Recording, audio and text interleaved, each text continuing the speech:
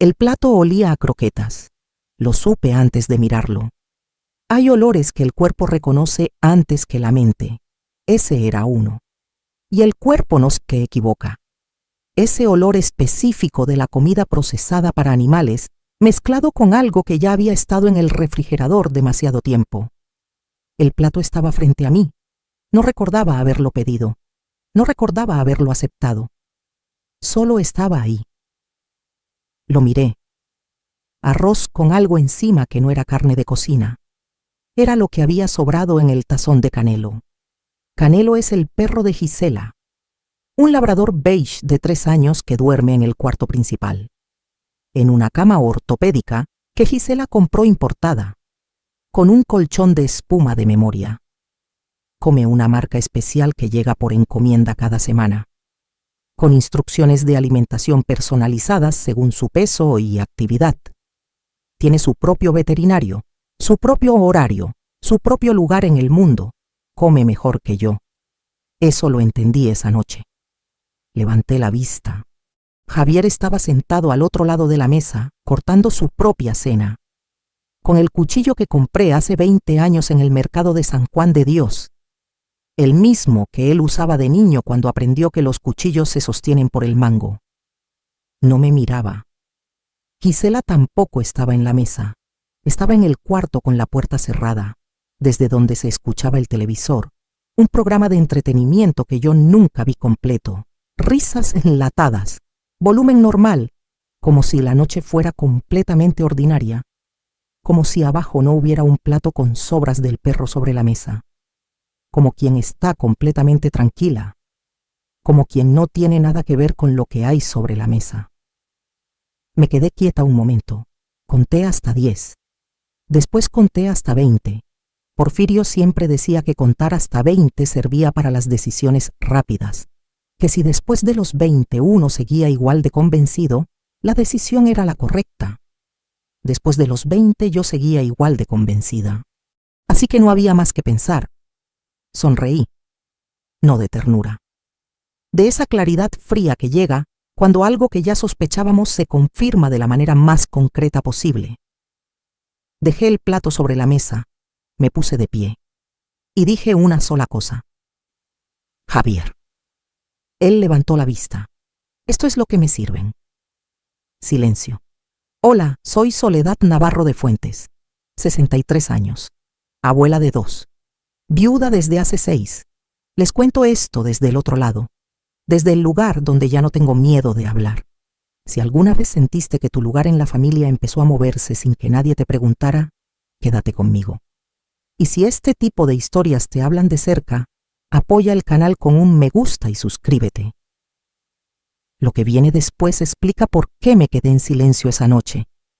Les cuento esto ahora porque ya puedo. Porque ya hay distancia suficiente para verlo con claridad. Y porque si alguien está pasando por algo parecido, necesita saber que hay salida. Siempre hay salida. Aunque en ese momento todo se vea cerrado. Aunque la salida no se vea desde donde uno está parado. Porque lo que pasó esa noche no fue solo un plato. Fue la respuesta a una pregunta que yo llevaba meses haciéndome sin querer nombrarla. ¿Hasta dónde era capaz de llegar Gisela? Esa noche lo supe. Y 24 horas después, alguien tocaba mi puerta. Pero antes de eso, necesito contarles cómo llegué a esa mesa. Porfirio murió un miércoles de noviembre. Llevábamos 37 años casados. 37 años de café compartido, de pelear por el ventilador en verano, de ese tipo de silencio cómodo que uno construye con una persona y que no tiene precio, y que cuando falta lo nota todo el cuerpo de maneras que no tienen nombre. Se fue de noche. Yo lo encontré en la mañana, todavía con su libro en la mesita de noche, abierto en la página donde lo había dejado, como si fuera a volver a buscarlo. Eso tiene una marca específica, no el duelo que avisa. La vida partida en 2 sin que nadie pida permiso. Javier vino a Guadalajara ese fin de semana, en avión. Nelly no pudo. Tenía a los niños enfermos y la carretera no se la permitía. Llamó 3 veces ese día, a las 7 de la mañana cuando le avisamos, a las 2 de la tarde para preguntar cómo seguía yo, a las 9 de la noche para decir que si necesitaba algo, lo que fuera. Lloró. Me abrazó con esa fuerza de los hijos que no saben qué hacer con el dolor propio y lo vuelcan en el de la madre. Al tercer día se tranquilizó lo suficiente para hablar o decir lo que llevaba pensando desde que aterrizó. Mamá, me dijo, no puedes quedarte sola aquí. Toda la vida me quedé sola cuando hizo falta, le dije. Esto es diferente, mamá. No es diferente. Mamá, puedo, le dije. No vas a poder, dijo. Y en esa pequeña diferencia entre poder y vas a poder, estaba todo lo que yo debía escuchar. Él no decía que yo no era capaz. Decía que no iba a dejarse quedar tranquilo si yo me quedaba sola. Eso es diferente. Eso habla de él, no de mí. Pero lo escuché mal. Y dije que sí. La casa de Javier y Gisela estaba en Zapopan, nueva, con jardín pequeño y cochera techada. Gisela me mostró el cuarto de visitas el primer día, con esa sonrisa correcta que no llega a los ojos, de las que saben que deben sonreír y lo hacen bien, pero que nunca llega a los ojos. Aquí puedes poner tus cosas, dijo. Es tuyo mientras necesites. Mientras necesites. 2 palabras. Suenan a generosidad, pero tienen fecha de vencimiento incorporada, como la leche, como las invitaciones que uno hace sin querer que el otro acepte. No lo noté entonces, lo noto ahora. Los primeros 3 meses fueron manejables. Gisela es eficiente, y cuando uno dice eficiente no siempre es un cumplido. A veces es una advertencia sobre cómo esa persona entiende el mundo. Esa clase de mujer que llega a un lugar y en 15 minutos ya reorganizó todo, sin preguntar, sin considerar que hay personas que llevan décadas con sus propias maneras de hacer las cosas, y que esas maneras también son válidas. Administradora de eventos, trabaja desde casa con ese ritmo de quien siempre tiene algo urgente y siempre tiene razón sobre cómo deben hacerse las cosas, todas las cosas. La primera semana reubicó mis especias, las que yo había acomodado en el cajón de la altura del ojo. Aparecieron abajo, en el cajón más incómodo, el que hay que agacharse a abrir. No me preguntó, no me avisó, solo las movió, como quien ajusta el espacio según su propio criterio. La segunda semana cambió el horario del desayuno porque a ella le convenía más tarde. Yo desayuno a las 7 desde hace 40 años. Tuve que esperar hasta las 9. Desayunar a las 9, cuando toda la vida lo hice a las 7, tiene una incomodidad que no es solo de horario. Es de quien decide en esa casa. Ese primer desayuno a las 9 me lo dijo todo sin necesidad de más palabras. Pero lo dejé pasar, como dejé pasar muchas cosas, porque así son las madres cuando quieren creer que están bien. La tercera semana encontré que el cuarto donde yo dormía había aparecido en su Instagram. Una foto del closet con el texto remodelando el estudio. El cuarto todavía era mío. Mis maletas todavía estaban en el rincón, pero en su cabeza ya tenía otra forma. El cuarto todavía era mío, pero en su cabeza ya estaba tomando otra forma. La primera señal grande llegó en febrero. Javier me invitó a cenar con unos socios suyos. Llegamos al restaurante, uno de esos del centro de Zapopan, donde hay que reservar con anticipación. Nos sentamos, o más bien, Gisela se sentó primero, en la cabecera, sin pensarlo, con esa naturalidad de quien ocupa lo que cree que le corresponde. No lo pensó. Lo hizo como quien ocupa lo que naturalmente le pertenece. Yo me senté donde quedaba lugar, en la mitad de la mesa, entre 2 personas que no conocía. Nadie me presentó. Estuve en esa mesa 1 hora y media. Escuché conversaciones de negocios que no entendí del todo. Hablaron de negocios, de un proyecto en Tlaquepaque, de fechas y presupuestos. Yo tomé el agua, comí el pan. Y en algún momento uno de los socios le preguntó a Gisela, ¿y la señora? Gisela sonrió. Es la mamá de Javier. Está viviendo con nosotros mientras se adapta. ¿A qué? no quedó claro. El socio asintió con una sonrisa de cortesía y siguió hablando con Javier como si yo no estuviera. Otro de los socios, el de la corbata azul que había estado callado toda la cena, me miró un segundo, con esa incomodidad específica de quien entiende exactamente lo que está pasando, pero no piensa intervenir. Después bajó la vista al plato. Javier no corrigió nada. Siguió cortando su filete, y yo tomé agua. Y sonreí, porque una aprende a sonreír en los momentos en que querría hacer otra cosa. La segunda señal fue más pequeña, pero más dolorosa. Mi nieta menor, que tiene 4 años, vino de visita un domingo. Estábamos en la sala las dos solas cuando Gisela entró y le dijo: «Mija, ven a ayudarme a la cocina». La niña se levantó sin pensarlo. Me dejó a media frase, sin mirar atrás. Yo seguí sentada con el cuento que estábamos leyendo abierto en mis manos. Era un cuento de una ratita que encuentra un tesoro. No terminé de contarlo. La sala en silencio, el cuento abierto. Y la pregunta que la niña no me hizo, porque tiene 4 años, y todavía no sabe que hay situaciones que requieren disculpa. Y yo entendiendo muy despacio que en esa casa mi lugar era negociable, que podía quitárseme en cualquier momento, sin explicación. La tercera señal fue sobre Canelo. Gisela tiene un labrador beige de 3 años que se llama Canelo. Ese nombre también lo eligió ella, Canelo, con cariño. Un perro bueno en realidad, grande, obediente, con esa mirada tranquila de los labradores que no han conocido el maltrato, sin culpa de nada de lo que pasa a su alrededor. Pero Gisela lo trata como si fuera el centro de la casa. Duerme en el cuarto. Come comida especial que llega en caja cada semana.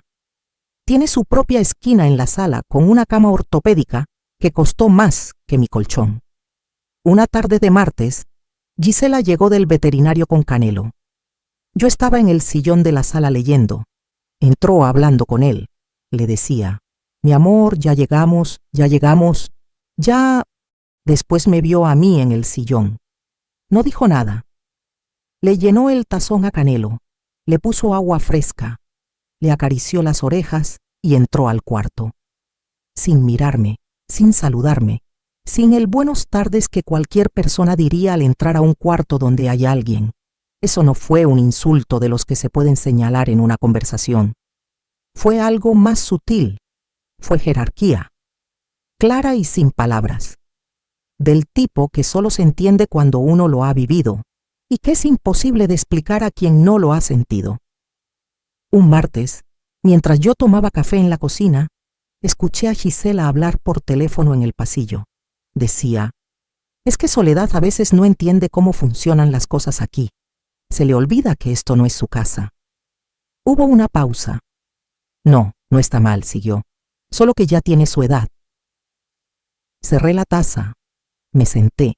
No me había olvidado de nada, ni ese martes ni ningún otro, pero ya sabía lo que Gisela estaba construyendo, una narrativa sobre mí, despacio, pieza a pieza, sin que yo pudiera señalar ninguna pieza sola y decir con certeza: «ahí está». Esa es la inteligencia de esas narrativas, que parecen razonables sueltas. Juntas dicen otra cosa. Esa noche llamé a mi hija Nelly. Nelly tiene 37 años. Vive en Ciudad de México con su marido y sus 2 hijos. Es la hija que Porfirio decía que había heredado su manera de escuchar. La que pregunta cómo estoy y espera la respuesta completa. Y si la respuesta tarda, espera también. Sin prisa. Nunca la respuesta corta. Siempre la completa. «Mamá», me dijo cuando terminé de contarle, «eso no está bien, lo sé. ¿Quieres que vaya?» «Todavía no», le dije, «déjame ver». «¿Cuándo vas a saber que ya es suficiente?» «Cuando lo sienta», le dije. «No lo sé todavía». Hubo una pausa. «Mamá», dijo Nelly, «cuando lo sepas, llámame de inmediato». Yo tardé 3 meses más en llamarla, 3 meses de cosas pequeñas acumuladas, hasta esa noche del plato. Lo supe esa noche. La cena era un miércoles. Había sido un día sin señales especiales, o eso pensé yo. Javier había llegado tarde del trabajo. Gisela había cocinado. O eso dijo. Lo que había en la estufa era una cazuela con arroz y pollo que olía bien. Yo estaba en el cuarto leyendo cuando Gisela asomó la cabeza. La cena está lista. Bajé. La mesa estaba puesta para dos. 2 platos, 2 vasos, 2 cubiertos. Solo 2. Había una mesa para 4, pero solo estaban puestos 2 lugares. El de Javier y el de Gisela, que ya estaba en el cuarto con el suyo. Javier salió de la cocina con un tercer plato en la mano. No Gisela, Javier, mi propio hijo. Lo puso frente a mí sin mirarme. Después volvió a sentarse, y fue entonces cuando lo noté. El olor, la textura, el arroz mezclado con algo que no correspondía. Me quedé parada frente al plato. Conté, hasta 10, hasta 20, y después dije el nombre de mi hijo, Javier. Él levantó la vista. ¿Esto es lo que me sirve? Él miró el plato. Después me miró a mí. Gisela preparó lo que había, dijo. Me quedé mirándolo un momento. Javier, hay comida en la cazuela. La vi antes de bajar las escaleras. El pollo, el arroz, la salsa que Gisela había preparado. Todo ahí. Y mi plato tenía otra cosa. Eso no fue descuido. Fue decisión. Él no respondió. Javier miró el plato. Después me miró a mí. Después bajó la vista. Esa lo dice todo. Cuando alguien baja la vista en ese momento específico, no es que no sepa. Es que sabe y eligió no hacer nada.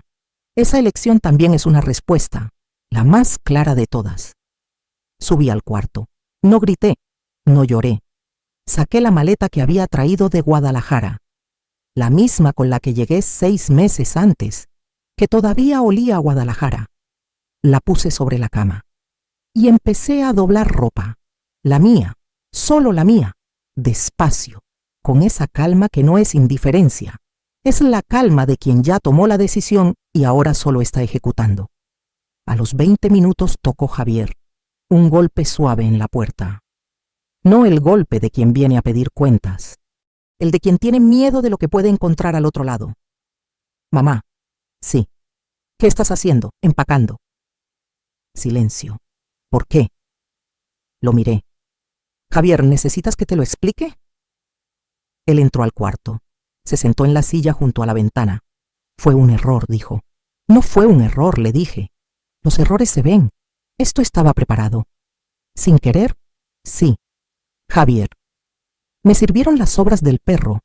Él no respondió. En ese momento se abrió la puerta de la cocina. Era Gisela, con su taza de café, sonriendo. Pensé que no ibas a notar la diferencia, dijo. Su voz era tranquila, sin culpa, sin ironía. Solo la voz de alguien que dice lo que piensa porque ya no ve razón para ocultarlo. Me quedé quieta un momento. Javier la miró. Gisela, dijo. Ella levantó los hombros. Es la verdad, dijo. Canelo no terminó su plato y el arroz era el mismo. Esa frase me dijo todo lo que necesitaba saber. No el plato, esa frase. Hay una cazuela llena en la estufa. Silencio. Ese silencio que dice, lo sé. Y también dice, elegí no hacer nada. Dejé el plato sobre la mesa, justamente donde lo encontré. Volví al cuarto y empecé a doblar ropa. ¿Qué habrían hecho ustedes esa noche? ¿Se habrían quedado?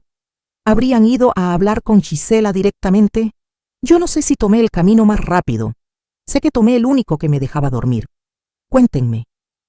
Hay algo que no dije todavía. La noche del plato, antes de subir al cuarto, me quedé parada frente a la mesa un momento más.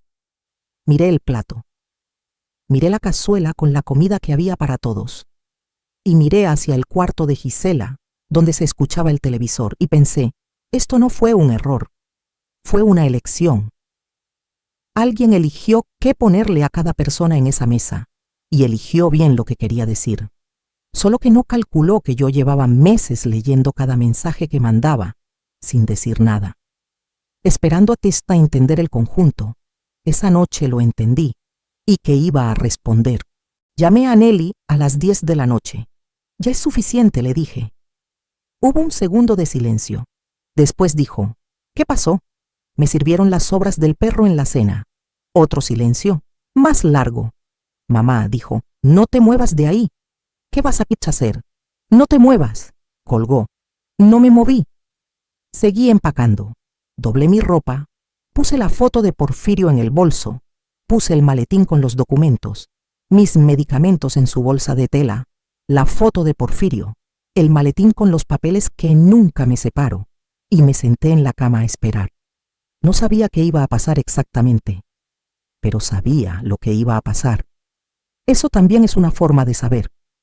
A la mañana siguiente, antes de las 8, sonó el timbre, 3 veces, fuerte, con esa urgencia de quien sabe que del otro lado hay alguien que puede no abrir. Yo todavía estaba en la cama. No había dormido mucho. Era Nelly. Había salido de Ciudad de México a las 5 de la mañana, 5 horas de carretera, sola, en la oscuridad del Libramiento, porque su mamá la había llamado a las 10 de la noche y dijo 4 palabras. Ya es suficiente. Nelly no necesitó más. Esa es la diferencia entre los hijos que escuchan de verdad y los que esperan a que uno termine para decir lo que ya tenían decidido. Porque yo la llamé a las 10 de la noche y ella entendió sin que yo terminara de explicar. Pero Nelly no vino sola. Venía con una carpeta azul, de las de acordeón, con varios compartimentos. Adentro, una carta del licenciado Morales, el notario que había llevado los papeles de la herencia de Porfirio. Una declaración de mis derechos sobre la casa de Guadalajara, que seguía siendo mía. Y una nota escrita a mano por Nelly, su letra apretada, inclinada a la izquierda. Como siempre fue desde niña, decía, si en algún momento alguien pregunta qué tienes o a dónde puedes ir, aquí está la respuesta. Ya lo resolvimos, ya lo resolvimos. 2 palabras que pesaban más que toda la carpeta junta. Lo que Nelly estaba diciendo sin decirlo era esto. Mamá, tienes más de lo que crees. Tienes una casa, tienes los papeles, tienes tu nombre en los documentos y tienes a alguien que manejó 5 horas en la oscuridad para traértelos. Eso también es un tipo de riqueza. Y eso cambia todo, especialmente cuando la persona frente a ti creía que no tenías nada. Gisela abrió la puerta cuando Nelly tocó, con esa seguridad de quien está en su casa y no espera nada que la incomode. Duró 2 segundos. Las vi desde las escaleras.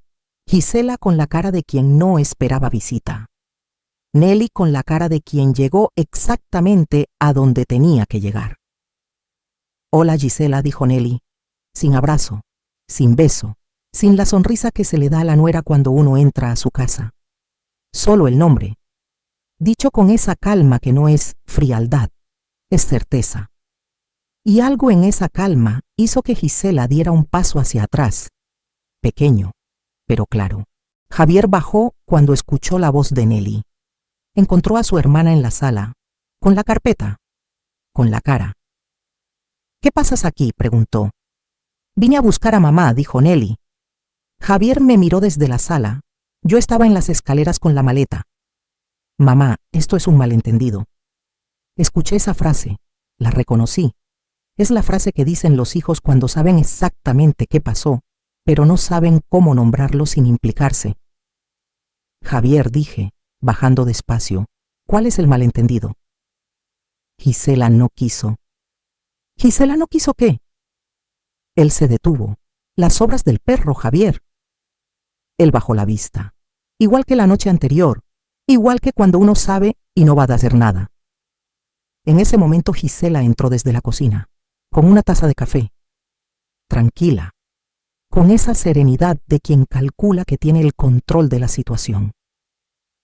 Soledad, dijo, creo que hubo una confusión.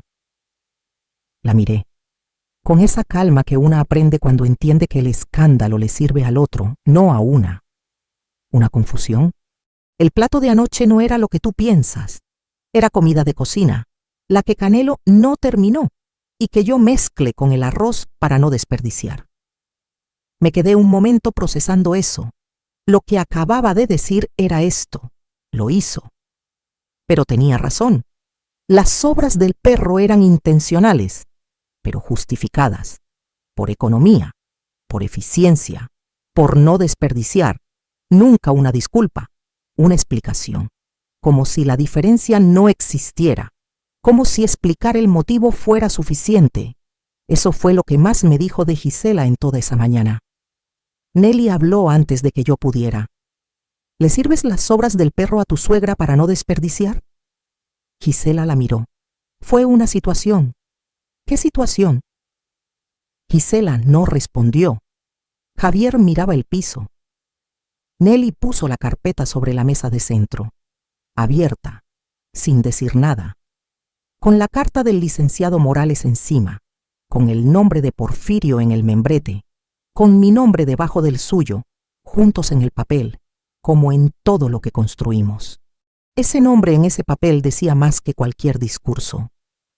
Javier, dijo Nelly, mamá tiene la casa de Guadalajara, libre, a su nombre, con todo en orden. Javier levantó la vista. Ya lo sé, dijo, lo sé. Pero quiero que quede claro para todos los que están en esta sala. Gisela vio la carpeta y algo en su cara cambió, no de arrepentimiento, de cálculo recalibrado, como quien estaba jugando una partida y acaba de ver que el otro tiene más fichas de las que suponía. Dio otro paso hacia atrás, más visible que el primero. Sus manos buscaron algo donde sostenerse. El respaldo de una silla, el borde de la mesa. No encontraron nada. Y en ese momento, Gisela entendió que había calculado mal, desde el principio, desde antes del plato, desde antes de la foto del estudio, desde antes de las especias en el cajón que hay que agacharse a abrir. Desde el primer día que entré a esa casa con 2 maletas y ella me mostró el cuarto con esa sonrisa que es correcta sin ser cálida. Ese fue el momento que yo no esperaba ver, ni yo ni Nelly, ni nadie que estuviera mirando. No la disculpa, no las lágrimas. El momento en que Gisela Restrepo de Fuentes entendió que había calculado mal. Salí ese mismo día, con la maleta, con la foto de Porfirio, con el maletín, con mis medicamentos. Nelly manejó, con esa concentración silenciosa de quien sabe cuándo hablar y cuándo dejar que el camino haga el trabajo. Yo miraba por la ventana. La carretera hacia Guadalajara la conozco de memoria. Las curvas antes de Tequila, el puente sobre el río Verde, los campos de agave a los lados, la bajada al valle donde se ve la ciudad extenderse. Siempre me parece que la ciudad me reconoce cuando llego. Quizás todas las ciudades hacen eso, ese reconocimiento silencioso de quien volvió. 37 años en esa ciudad, en la misma casa. La que compramos con Porfirio cuando Javier tenía 2 años y Nelly todavía no había nacido, con una hipoteca que tardamos 12 años en pagar, con mucho trabajo de los dos, cada calle con su historia. El mercado donde Porfirio compraba los chiles serranos que le gustaban, aunque yo siempre le decía que estaban demasiado picantes. La panadería de la esquina donde íbamos los domingos. Él siempre pedía lo mismo, 2 conchas y un café de olla. Yo siempre pedía una sola concha. Él siempre me daba la mitad de la segunda. El parque. El parque donde Javier aprendió a andar en bici y se cayó 4 veces antes de lograrlo. Esa ciudad era mía. Siempre lo fue. Nelly me preguntó en el camino si quería hablar de ello. No todavía, le dije. Ella asintió y no preguntó más. Manejó 2 horas en silencio, con la música bajita, con esa compañía que no exige nada. Así son las conversaciones que más agradezco, las que saben cuándo no insistir, y cuándo el silencio también es una forma de estar. En el camino, Nelly me contó lo que había hecho la noche anterior. Cuando colgó mi llamada a las 10, no se fue a dormir. Llamó al licenciado Morales, le explicó la situación. El licenciado Morales le dijo: necesitan tener claro qué tiene tu mamá y qué no, porque en estas situaciones a veces la persona que ofrece ayuda termina confundida con la persona que depende, y esa confusión le conviene a alguien. Generosidad, concesión de derechos. Eso era exactamente lo que había pasado. Yo había ido a vivir a la casa de Javier por generosidad de mi parte, no por necesidad. Y en algún momento, no sé exactamente cuándo, Gisela había confundido eso con otra cosa, con permanencia, con dependencia, con la idea de que yo no tenía a dónde ir. ¿Eso fue lo que pasó con ustedes alguna vez? ¿Alguien confundió su generosidad con una deuda? Cuéntenme. Llegamos a Guadalajara al mediodía. La casa olía a cerrado, a cal, a ese polvo tranquilo de los cuartos que esperan, como si los cuartos tuvieran memoria. La mía tenía 45 años de memoria, de alegrías y pérdidas, de rutinas que con el tiempo se vuelven historia. Esa clase de memoria es la que convierte los ladrillos en casa. 6 meses sin vivir en ella, pero seguía siendo la misma. Las cosas en su lugar, mis cosas en mi lugar. La alacena con mis especias arriba, no abajo, arriba, donde siempre estuvieron. La silla en la que Porfirio desayunaba, en su lugar. La foto de nuestra boda en el pasillo, sin moverse. Nelly abrió las ventanas. Yo hice café, el café de las 7, en la misma cafetera de peltre que tengo desde que me casé. Y nos sentamos en la mesa de la cocina, la misma donde habíamos sentado miles de veces. Esa tarde, Javier llamó. No contesté. Llamó de nuevo a las 6. No contesté. A las 8 me mandó un mensaje. Mamá, necesito hablar contigo. No respondí. A la mañana siguiente, antes de las 9, alguien tocó la puerta de la casa de Guadalajara. La casa que es mía. La que Porfirio y yo compramos en 1989 con la herencia de su papá y los ahorros de 10 años. 24 horas después de la cena del plato. 3 golpes, fuertes, impacientes, como alguien que acababa de entender que yo sí tenía un lugar a donde volver. Era Javier, solo, sin Gisela. Eso también fue un dato, guardado, como todos los otros. Nelly estaba en la cocina. Yo abrí la puerta. Javier entró. Tiene los ojos de Porfirio. Los mismos. El mismo café claro. La misma manera de mirar cuando algo le importa de verdad. Con esos ojos no se puede mentir. Eso siempre me complica las cosas. No porque me ablande, sino porque me recuerda lo que Porfirio habría dicho. Porfirio era un hombre de pocas palabras y mucho criterio, que rara vez se equivocaba cuando leía a las personas. Habría dicho, mija, ya escucha lo que tiene que decir. Así que lo escuché. Se sentó en la sala, con las manos en las rodillas, con esa cara de hombre que sabe lo que hizo y ya no sabe cómo nombrarlo. Mamá, empezó. Déjame hablar primero, le dije. Él cerró la boca y esperó. Eso también es algo que heredó de Porfirio.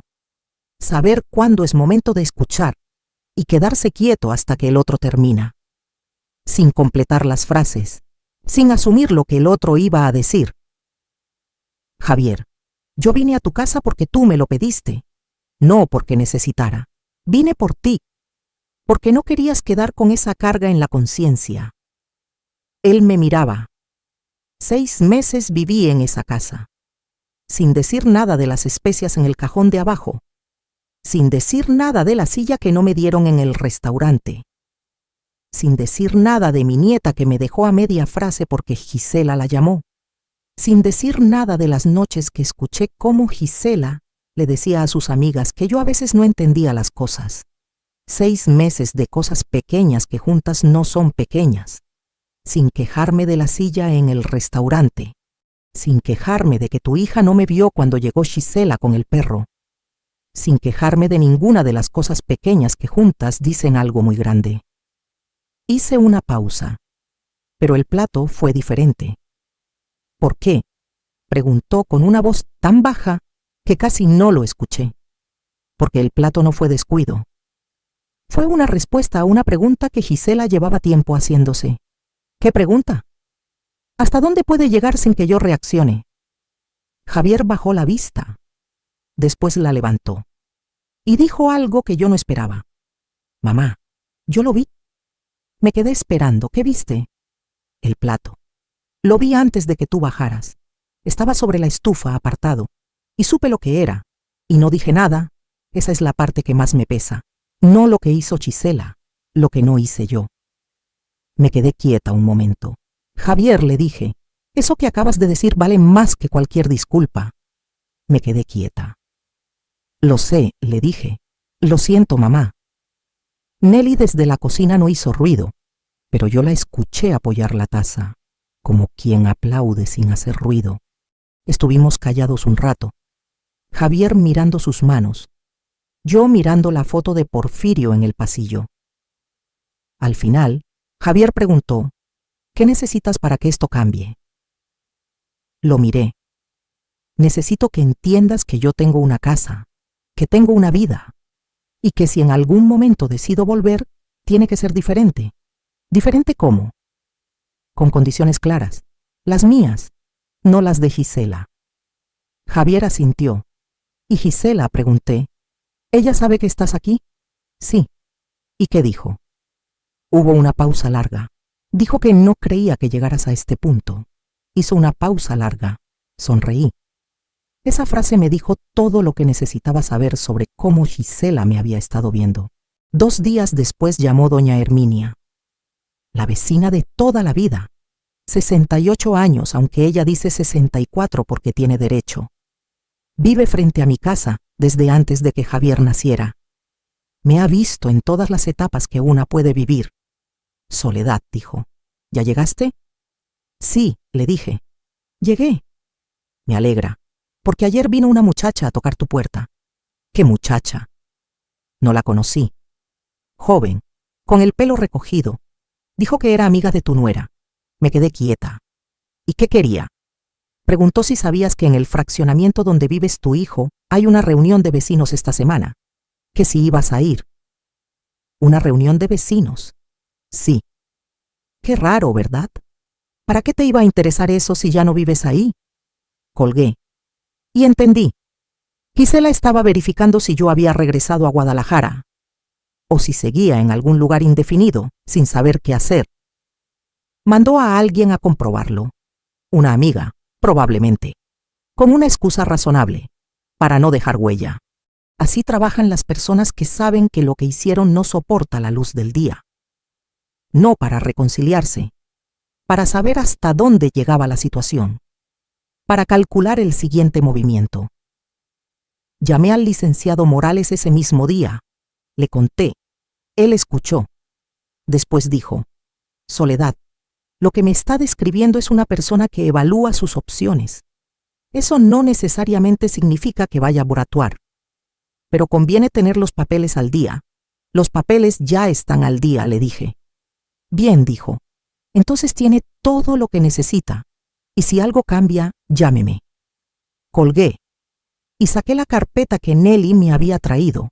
La puse sobre la mesa de la cocina. La misma donde desayuno desde hace 30 años. La dejé ahí, abierta, a la vista, con la carta del licenciado Morales encima, con el nombre de Porfirio, con mi nombre, con los números que dicen lo que es mío. No por miedo, como recordatorio de lo que era mío, que siempre lo había sido, y que ningún plato con sobras de perro había podido cambiarlo. Esa semana doña Herminia me contó algo más. Dijo que Gisela había hablado con una vecina del fraccionamiento de Zapopan, que decía que yo había tenido un episodio, que me había confundido con las cosas, que Javier estaba muy preocupado, que me había ido de la casa en un estado de alteración. La misma construcción de siempre, la más antigua, la que funciona porque la gente de afuera no tiene la información completa, la misma de siempre. La persona que causó el problema convierte a la que reaccionó en la que tiene el problema. Pero doña Herminia tiene 68 años y conoce a quien lleva razón. Y le dijo a esa vecina, con toda la claridad del mundo. A Soledad la conozco desde hace 40 años, le dijo. La he visto de todo. Esa mujer no se confunde. Esa mujer decide. Y cuando decide, lo hace bien. La vecina del fraccionamiento no tuvo respuesta para eso. Doña Herminia me lo contó riéndose, con esa risa de quien le da gusto tener razón. Javier volvió 3 semanas después. Esta vez llamó antes. No apareció sin avisar. No asumió que podía llegar. Preguntó. Esa diferencia también importa. A veces las cosas pequeñas son las que dicen si algo cambió de verdad, o si solo cambió la forma. Gisela no vino. Javier lo dijo sin que yo preguntara. Gisela dice que necesita tiempo. Le dije, ella también puede tomarlo. Javier me miró. ¿Puedo venir a verte seguido? Sí. Aquí siempre hay lugar para ti. ¿Y si en algún momento Gisela quiere hablar contigo? Lo pensé. Más de un momento. Cuando esté lista para una conversación real, sí. ¿Cómo sabes cuándo es real? Cuando empiece diciéndome lo que hizo, no explicando por qué yo lo interpreté mal. Javier asintió, despacio, con esa lentitud de los hijos que están aprendiendo algo que debían haber aprendido antes, y que quizás ahora sí aprendieron, o están en eso. Eso también es válido. El aprendizaje no siempre llega limpio. A veces llega con vergüenza, con una silla en la sala de Guadalajara y las manos en las rodillas. La casa de Guadalajara volvió a oler a lo que siempre olió, a café de las 7, a las especias que están arriba, en el cajón que no hay que agacharse a abrir, a Porfirio, que no está pero deja su huella, en el cuchillo de San Juan de Dios, en los naranjos del patio, en la cafetera de peltre, en la manera en que Javier baja la vista cuando sabe que hizo algo que no debía. Es la misma manera de Porfirio, él también la tenía, y también la corregía. El plato sigue siendo el objeto que más claramente me explicó lo que estaba pasando. No lo guardé, no tomé ninguna foto, ni siquiera lo describí en ese momento, pero lo llevo conmigo de otra manera, como se llevan las cosas que te enseñan algo que no querías saber, y que después resultan ser las más necesarias. No lo guardé como recuerdo, pero tampoco lo olvidé, porque hay cosas que cuando las ves no puedes pretender que no las viste. Ese plato me dijo, aquí eres menos que el perro. Yo respondí con la maleta y la foto de Porfirio. Esas dos cosas juntas contienen toda la historia, y lo que vino después es lo que permite que esa historia tenga un final con el que puedo vivir. No sin cicatriz. Con la cicatriz que deja saber exactamente lo que vale uno, pero con dignidad. Nelly viene a visitarme un fin de semana al mes, a veces más. Siempre avisa antes de venir. Siempre pregunta si necesito algo, desde Guadalajara o desde la carretera. Esa costumbre la tiene desde que era chica. Trae a mis nietos. Los niños corren por el patio que Porfirio sembró. Naranjos en flor en enero. Una bugambilia que desborda el muro hacia la calle desde que la plantamos. Yo nunca dejé de regarlos, ni cuando vivía aquí sola, ni durante los 6 meses que estuve en Zapopan. Doña Herminia los cuidó por mí mientras no estuve, y yo hago el café, y pongo las tazas en la mesa, y la vida sigue siendo mía, como siempre lo fue. Solo que ahora lo sé con más certeza, y certeza cuesta, pero vale. Y eso también fue algo que Gisela no calculó, que algunas personas cuando las sacas de un lugar, no pierden el camino, lo encuentran. Hay una última cosa que necesito contar. La semana que regresé a Guadalajara, alguien dejó un ramo de flores en la puerta, sin nota. Pregunté a doña Herminia. No sé quién fue, dijo, pero son bonitas. Las puse en un jarrón, en la mesa de la cocina, al lado de la cafetera de peltre, que es la misma desde que me casé. Al día siguiente llegaron más flores, esta vez con una nota. La letra era de Javier. Solo decía por si sirve de algo. No sé exactamente si sirvió. Sé que lo puse en el jarrón igual, y que lo miré mientras tomaba el café de las 7. No sé si sirvió de algo, pero las puse en otro jarrón, y los 2 jarrones estuvieron en esa mesa. Algunos días todavía los pongo, como ese primer domingo que volví, con Nelly, con los niños, con el café de las 7 y el sol entrando por la cocina, con el café de las 7, con la luz de la mañana, con la foto de Porfirio, con mis cosas arriba, no abajo, nunca más abajo. Esa es la única regla. La familia es sagrada. Pero la dignidad también tiene mesa propia, con sus platos, sus tazas de peltre, sus especias arriba en el cajón que no hay que agacharse a abrir. Y en esa mesa no caben las sobras de nadie. En esa casa mis especias volvieron arriba, y yo también. Si alguna vez alguien te hizo sentir que merecías menos, cuéntamelo aquí abajo. Aquí siempre nos seguimos.